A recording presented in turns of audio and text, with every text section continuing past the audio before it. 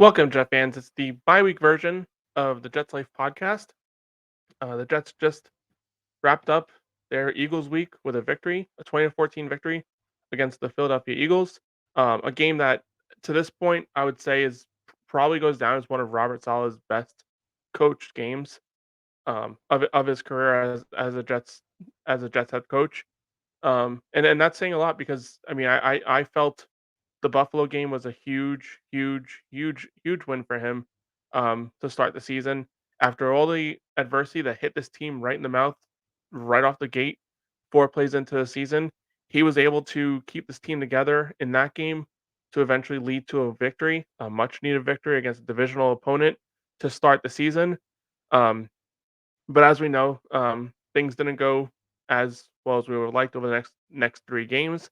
Jets started off 1-3, and were able to get a victory last week against Denver, and then cap things off before the bye week with a huge victory against the Eagles, a 20-14 victory in a game where, let's be honest, the Jets were easily undermanned here. I know the Eagles also had their share of injuries, so I'm never gonna point the finger at injuries, but it's a huge victory when you consider the entire secondary was depleted. They were playing with 4 corners in this game. Breece Hall, Craig James were, basically our primary guys on the outside to kind of play things. And Craig James played a pretty significant game here against the Eagles, a game that you consider maybe he sticks around a little bit. Um, he'll probably be one of those guys that kind of bounces up and down from the practice squad as needed. But without DJ Reed and without Sauce Gardner, this defense was able to kind of hold things together after another slow start. A slow start that seems to be a recurring theme this season. The Jets have found themselves in double-digit deficits in five of the first 6 games. Something that speaks speaks volumes to the resilience of this team because they were able to fight back in a majority of those games. The only game that they never really kind of you know regained ground was the Dallas game, which actually, if you kind of consider that game, I think we were going into the half in that game, leading it pretty closely.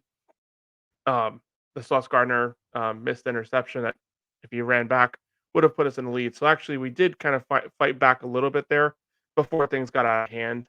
Before Dallas started taking the ball away late in the game. Before Prescott just he played a clean game that game. So nothing you can really say there. But outside of that, Eagles, Chiefs, Patriots, Bills, um, and New England, all those games we found ourselves in double digit deficits and, came back in a few of them, were able to win a few of them. But with the Chiefs, after being down 17-0, couldn't rebound to take the lead. I think we ended up tying it, but Chiefs ended up winning that game. And then obviously New England never really kind of scratched surfaces as far as breaking through to take the lead in that game. So early deficits is a kind of recurring theme. We did play a gauntlet of teams. You know, that first 6 games, when you looked at it before the season started, I personally was optimistic with Rodgers as a quarterback that we would probably get out of that first 6 games with a 4-2 record. The 2 losses I kind of envisioned were, the 2 teams in the Super Bowl last year, the Chiefs and the Eagles. And, we're 3-3. We it wasn't the way we drew it up. We lost to the Patriots and somehow beat the Eagles. So it's kind of one of those weird situations there, um, where we're able to escape with, you know, a decent record, one that we definitely should be proud of when you consider all the adversity we hit. But, we entered the bye week 3-3, which again, whether Aaron Rodgers is the quarterback or not. And now we hit that next phase of our schedule, the quote unquote easy phase, which let's kind of rewind the clock to 1 year going into last year. The, early indications were the Jets had an early gauntlet as well last season, just not as, as not not as not as scary as this first start to this season. But those first 8 or 9 games, there were people in the media pinning the Jets at 2-7, some even saying 0-9 to start the year before the bye week, and then that next phase would be one that the Jets could take advantage of. Well, it was complete opposite. We were able to get that first 11 games with a 7-4 record, and couldn't wrap up the season, ended up losing the last 6 regular season games to eventually a 7-10 record. So it is its own animal. But we look at this next phase of games um, after the Chargers and Raiders. So games that you kind of look at, and the Chargers, they have Justin Herbert, but outside of that, there's been nothing really about that team too thrilled about. They appear to be in all these games pretty tight and always make a last minute mistake. Brandon Staley, I think his job is going to be that highly on the line at the conclusion of the season if it isn't already. He's lost many critical games, made many bonehead mistakes throughout his career. You go back to a couple years ago when the Raiders and the Chargers were playing a game where basically both teams could have made it with a tie. The Raiders, basically waved the white flag and said, let's just, in overtime, let's just play for this tie with a couple minutes left. And Brandon Staley is calling timeouts at the conclusion of the game, which got under the skin of I forget who the coach for the Raiders was at the time, but it was a temporary coach. Um, that came in to conclude the season. But anyway, they end up saying, "Screw it, let's go get this win." End up winning, cost the Chargers a playoff game because you wanted to be cute and call a couple timeouts. Last season, that collapse against the Jaguars, where they were up huge at the end of the first half, end up losing that game. And he's a defensive minded coach, so it definitely comes with a little bit of concern that his defenses are kind of making these, his defense hasn't translated. You look at what the Jets have become. Robert Saleh came over from the 49ers as a you know a great defensive coordinator, has come here and has built this team around the defense. And we're again a top 5 unit in this league. And that's what you would expect when you bring in a defensive coach. You want his blueprint to be on the team, a strong defense. And if you can get lucky with a franchise quarterback, which the Chargers already had, then you would expect that offense to kind of propel and grow and develop behind that strong defense to eventually result in, a long trajectory of wins. The defense has not lined up to what Brandon Staley was doing when he was with the Rams, and thus I I, I think he's close to being on his way out. But this is a Jets podcast. We're gonna deviate away from the Chargers, but that is a team that we play in a couple weeks that I just want to kind of point out there. But going back to this Eagles game, I mean, again, this was you know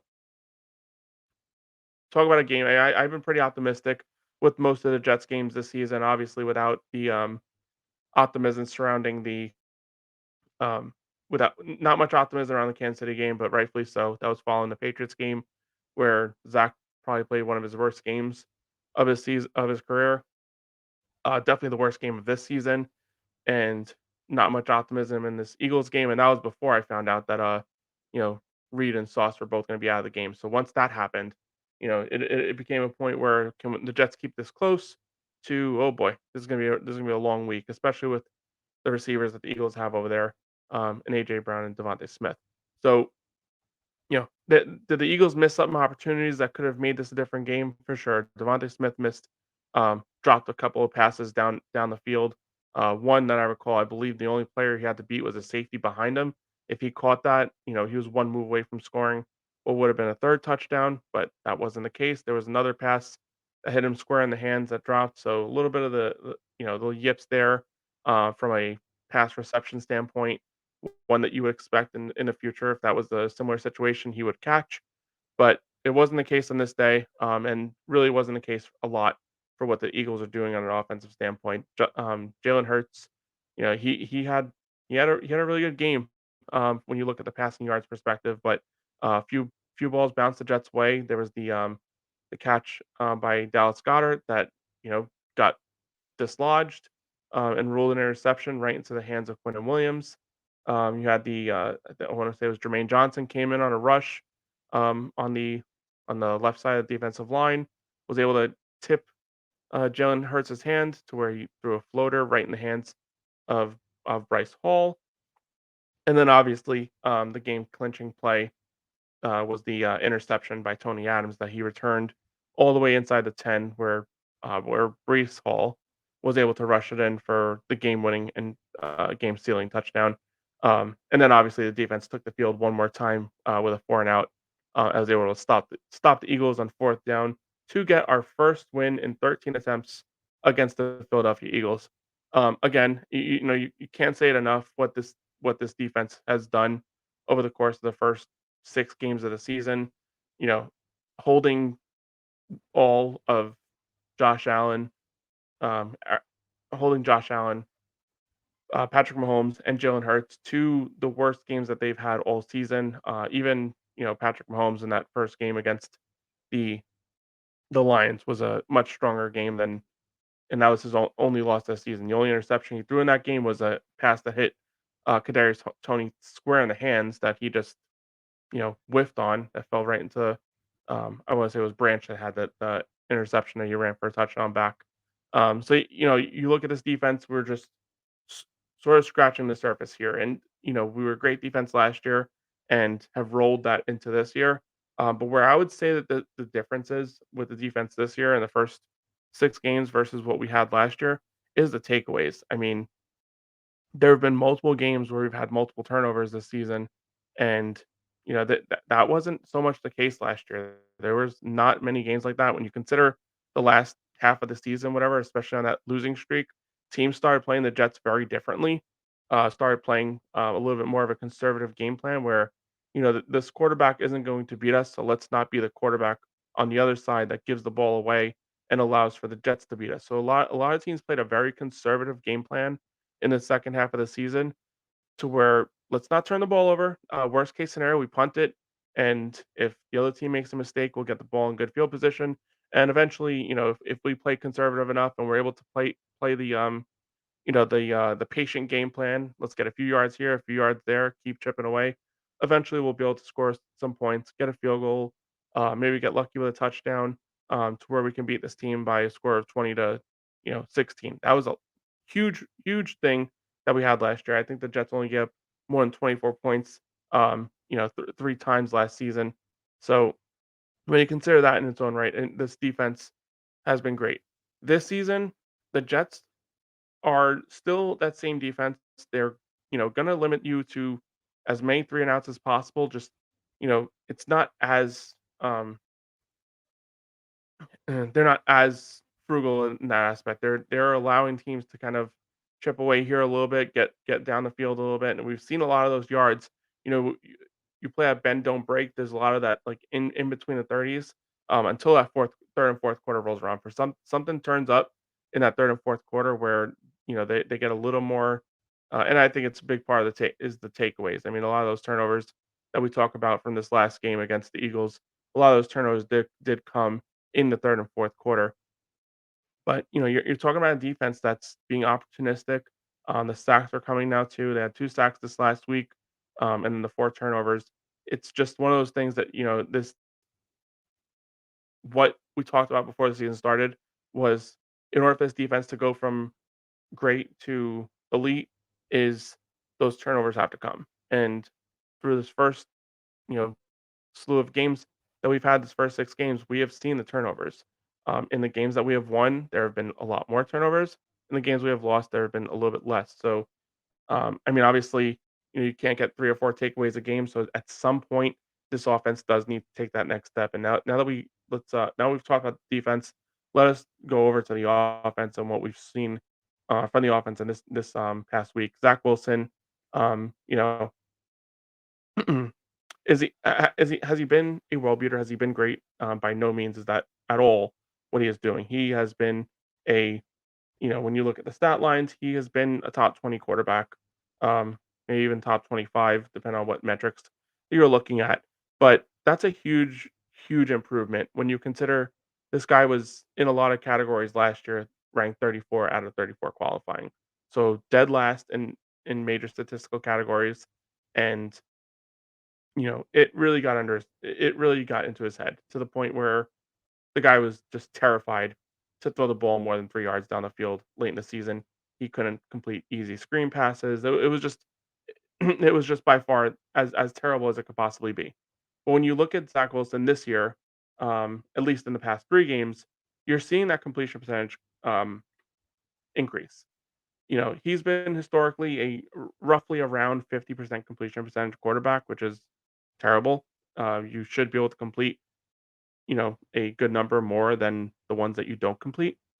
But the last couple of games he was around 70, he was north of 70%, or around 70%. In this last game, 58%, not great, but when you consider what he has done through the first couple seasons of his career, we'll take a 58% completion percentage. You would like to see more shots downfield. You would like to see him be a little more opportunistic, especially in the red zone, which is something we'll get to as well in a little while here. The Jets' offensive performance here again, he was able to move the ball, but there's when you get so close to the end zone, there has to be like something else that ticks, something else that turns inside your head where you if you're making completions throughout the first, the in between the 30s, the field's a little bit more wide open. You have a lot more grass to cover, and you'll find more openings that, especially when you have a guy like Garrett Wilson, who has tendencies to get open pretty much on every single play. But when you get inside the red zone, you're talking about 22 guys playing within a 20-yard patch of you know patches of grass. So very very little room for very low margin for error, and that's what has happened when the Jets get into the red zone. One, Zach still shows um, that kind of gun shy attribute that he has shown over the couple of years. So he's not really letting it loose. There've been a couple of plays where he kind of, it seems like he holds on to the ball for just a second long and then takes a sack. There's been penalties. I feel like every time this team is in the red zone, they can move the ball all the way down the field, no issues, nothing of a problem there. Then all of a sudden they get into the red zone and there's either a false start, a holding. You have the play the other day where the Jets seem to be the only team I have ever seen find a way on a free play to lose 15 yards when they had the offsides call, and then you had Alan Lazard called for the blindside block, I believe was what the call was, which, if you don't know the rules, the personal foul supersedes the offsides. It actually eliminates the offsides, where it turns into just a 15-yard loss. The offsides complete gets thrown away. So the Jets find a way to turn what would have been a big chunk play to Garrett Wilson, which would have brought, I want to say, first and 10 inside the 15. Maybe they were even closer than that.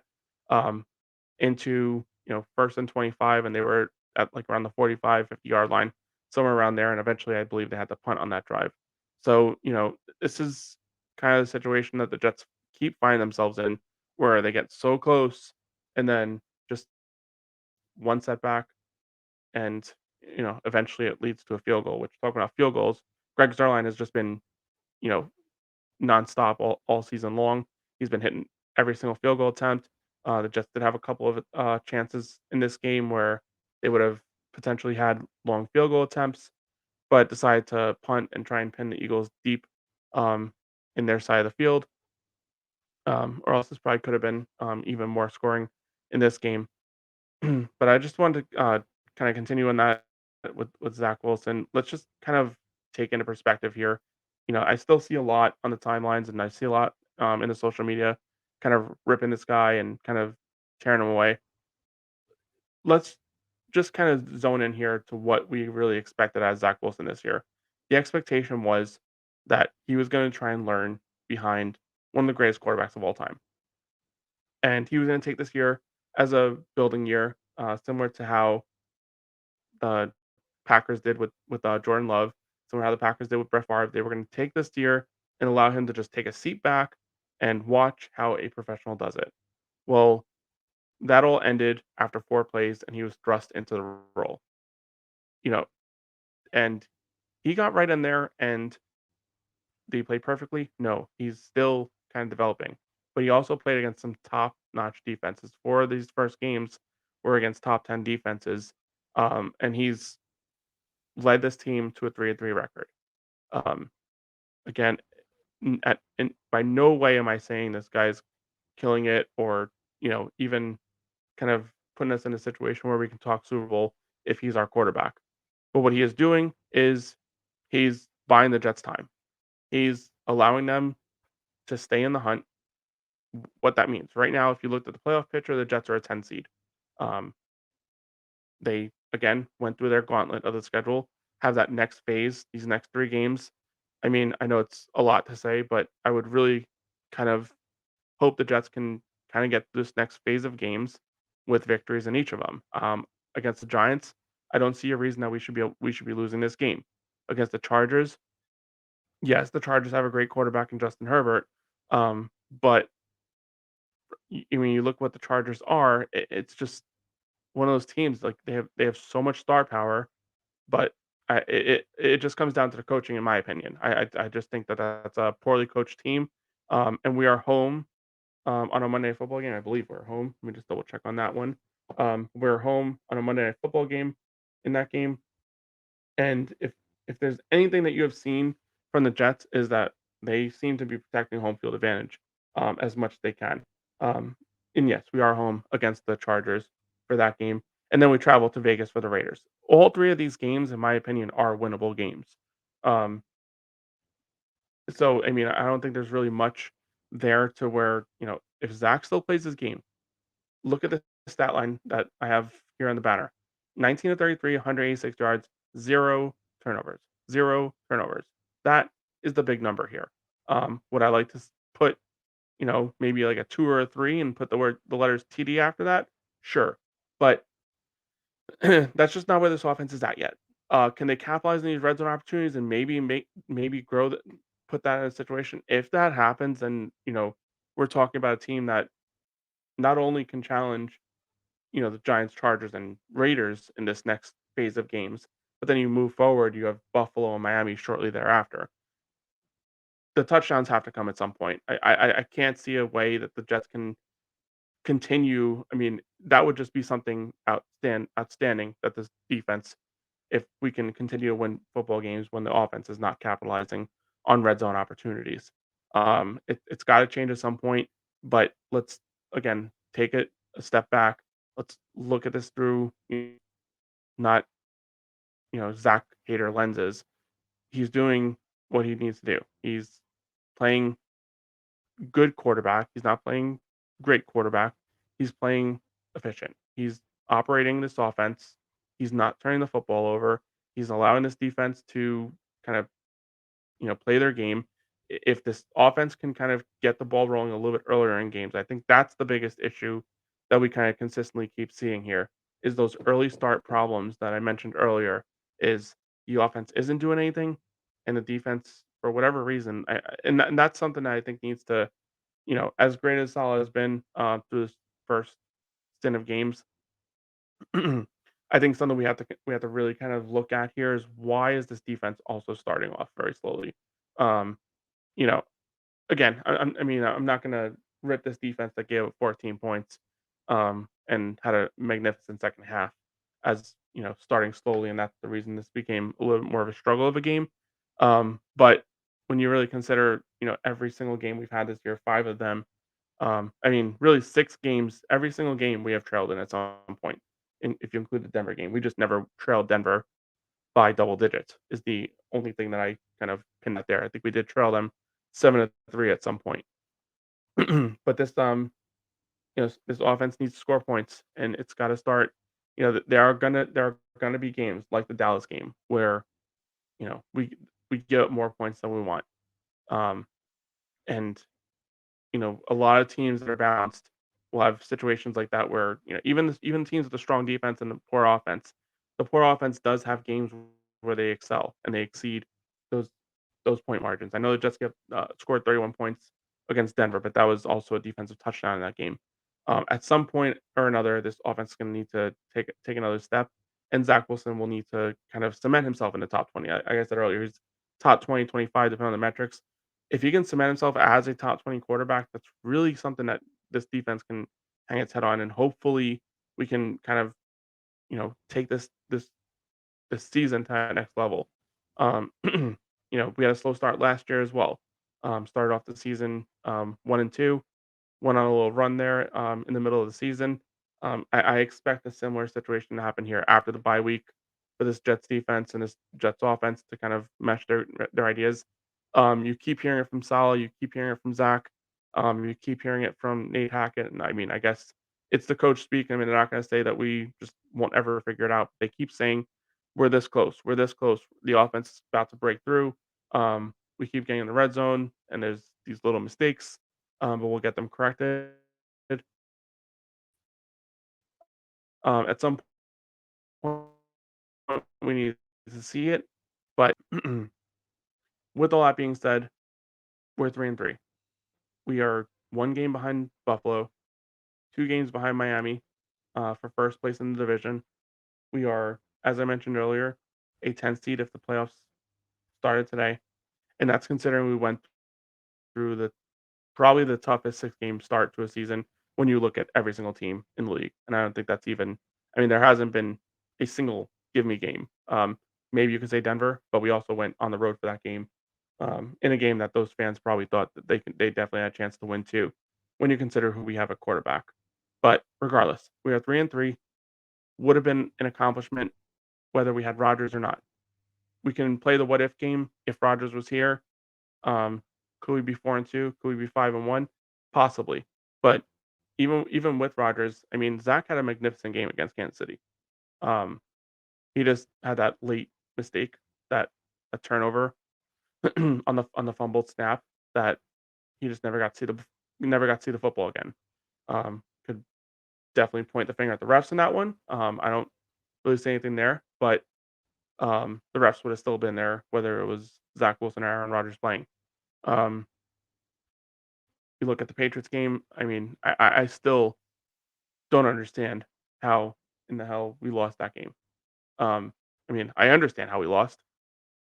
Zach had an awful game, but I mean, it just how we held Josh Allen, Patrick Mahomes, and Jalen Hurts to these worst statistical games, and somehow the Patriots were able to score 15 points on us is kind of astonishing to me. But it's the NFL. Mistakes happen. Teams score points. But we are 3-3. This team is heading into the bye week with a lot of confidence, and after the bye week, that lighter part of the schedule opens up. Um, can we take advantage of it? That's really going to be what defines this team. If we can take advantage of it, and over the next 6 games, I mean, I'm really like, you know, kind of got to take the season in 6 by 6 by 5 increments. And I look at these next 6 games again. I go back to the list here. We've got Giants at Giants, which there'll be a lot of Jet fans at that game. I know the Giants are home team, so they say, but there's gonna be a lot of Jet fans buying tickets to that game. The Giants are 1-5. Depends on what they do here this week against the Commanders. I mean, could could more Giant fans show up if they're 2-5 versus 1-6? I mean, I don't know if that really kind of moves the needle too much, but there will definitely be a lot of Jet fans buying tickets to see this team play when their record is 3-3 going into that game. Um, but again, it is New York, New York, so I would expect there to be a good turnout for the Giants fans for sure. Um, then the Chargers game, again, we're home and it's a night game. We played our best games in those home night games, so I would expect that again here. Jet fans just keep that momentum going. And then in Vegas, I mean, when you look at what's going on with that Vegas game, I mean, it seems like there are Jet fans from all over the world going to travel to that Vegas game. So you may get another situation where that's like kind of a quasi home game. Granted, the Raiders are off to a pretty good start to the season when you consider what their expectations were. So I don't really expect that to be like a home field kind of environment in the Raiders game, but there will be a fair share of Jet fans, so they'll be loud, they'll be heard in that game as well. And then you have that next phase. You have that Buffalo followed by Miami, and then the Falcons, a home game against the Falcons. So really 4-2 is kind of the target you have to kind of set for yourself here in this next slate of games. There's going to be a game that they win that they shouldn't win. There's going to be a game that they lose that they shouldn't lose, and that's just the way it is. That's the way the NFL schedule works. So when you look at this, you know, 4-2 seems like the easy route to that schedule, or to that record would be a win against the Giants, win against the Chargers, win against the Raiders, and a win against Atlanta. But if the Jets defense plays the way they played against Josh Allen that first week, anything is possible. If the Jets defense plays the way that it did against uh, the Eagles this week against the Miami Dolphins, anything is possible in that game too. Here we are. next phase, that next 6 games. And, you know, if we can get through these 6 games, we'll know more or less what this team is capable of, down the stretch. And then, obviously, the big elephant in the room, when you consider what the season really was all about, is Aaron Rodgers. What, you know, we saw him throwing, we saw him, on the Pat McAfee show. He seems optimistic. He seems like he's got a lot of confidence. He's doing that, you know, that show every week, and every week it seems like he's just getting a little more confidence, a little more, more moving in that right direction. What that means, and he's, being pretty vocal about it. He's not setting timelines. He's not setting too many expectations there. But the only way that any of that becomes a reality is if the Jets are legitimately looking at a potential playoff spot. And I think this next 6 games is gonna be what kinda determines that. Obviously, he's gonna do his work. He's gonna, kick rehab's ass like he has been doing, for the past, what's it been, month and a week. September, I think he had the surgery on the 13th, or the 12th, forget the day. I think it was the 13th, a couple days after the game. Um, he's been kicking rehab's ass to the point where he was throwing a football on the field with what appeared to be not much grimace. I didn't really see it. I mean, again, the cameras were pretty far away. You couldn't really get a good glimpse of his face, but you can usually tell when someone's in a little pain. You'll kind of see a little bit of, you know, the grimace in their face, for whatever it is. But we were not seeing that in his throwing session.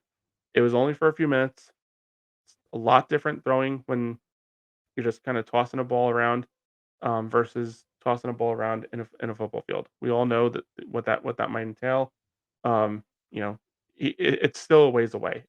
I know the Pat McAfee show was kind of almost portraying it as if it's right around the corner, but I mean, really, a best case scenario would be him getting into him playing in the playoffs. I cannot see a situation, considering there hasn't been stress put on the there hasn't been stress put on the Achilles yet. There's really, you know, he's not running on it.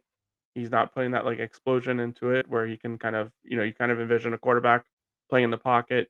You gotta kinda scramble out. You gotta kind of duck in through and find, like, a little opening so you can get to that, like, that second play, as he likes to call it, the improv plays. That won't be there, based on what's currently, how he's currently operating. When will he get there? Is it something that is built into some sort of schedule for him? It sounds like he's got timelines because he talked about, on the McAfee show. I forget exactly what he had said, but, um, I don't know if it was walking or what, but he talked about, I wanted to walk first week of October, let's say, and he's like, "I missed that mark, but then I also wanted to be throwing on October 15th, which was our, our game against the Eagles." And he's like, "I hit that mark." So there are certain deadlines in his overall schedule from recovery that he seems to be targeting. And I'm not in his head, I'm not his doctor, I'm not his trainer, obviously, but you would almost kind of think that, there's something in there that says, let's hit all these small little markers. And if we hit all these small little markers, somewhere in there is, um, you know, whether it's practicing or what that major hurdle is. There's going to be a major hurdle somewhere. I don't know what that is, but there's going to be something major, a major deadline within his rehab and his recovery that he needs to hit and he needs to mark. And if he hits that, then all of a sudden you'll see that, will he play kind of like really kind of escalate. But as of right now, it's all just, you know, he say she say at this point with him like kind of providing that optimism. At the very least, what I can tell you is him saying that he could potentially play is building confidence in his team. They are, and I'm not saying that, they're playing well because they hope he comes back. But if it's a little small little edge that this team needs to like kind of look forward to, like if we can somehow squeeze into the playoffs, that we might have this guy there. Um, you know, that's more than enough that this team needs. I mean, that they're already, you know, playing well the way it is. But if they know now they're 3-3 and let's just kind of look at this team, the way that we got here, and let's figure out how we beat the good teams, and let's use that to kind of build through our next phase of the season, and then maybe after this next 6 weeks, that'll put us at around week 13. At week 13, what does this team look like? Then you look over at Aaron Rodgers and you say, what is going on with his recovery? And is that something that with both of those, with his accelerated recovery timeline and the Jets potentially having, you know, can they get to 7-5 after the first 12 games? Can a 7-5 record and Rodgers' accelerated recovery really kind of put us in a situation where we kind of married the idea of him potentially getting activated from IR to eventually play quarterback for us at some point, either mid early January to get ready for the playoffs or to get ready for a playoff game. Um, a lot of risk there. A lot, obviously, you know, going from not playing at all to playing critical games late in the season or critical games in the playoffs. A lot there that still needs to be dissected. A lot of time between now and you know end of November, which is when you would kind of look at the Jets schedule again. Um, but yeah, I mean it's a lot to be optimistic about. The Jets really coming off such a fantastic game against the Eagles. And all we can really do now at this point is look forward. We have a week off, a bye week here, where we can just kind of settle down, kind of embrace the fact that this team has gotten to 3-3, a record that we should all be proud of, whether it was Rodgers, whether it was Zach, whether it was Simeon, whoever you wanted to be the quarterback at this point through his first 6 games. We're at 3-3, a huge, huge success considering all the adversity we hit. And now we go into our next phase. And it's, Jet fans, brace yourself. It's gonna be a fun. It's gonna be a fun season. It's gonna be a lot of fun. But let's just keep the optimism. Let's support this team. Support Zach. He's got us to this point. And if there's anything that we need, is we need to continue to support him because whether you like it or not, he's our quarterback you know for the foreseeable future until Aaron Rodgers works his way back from his injury. If you haven't already, please like and subscribe to my channel.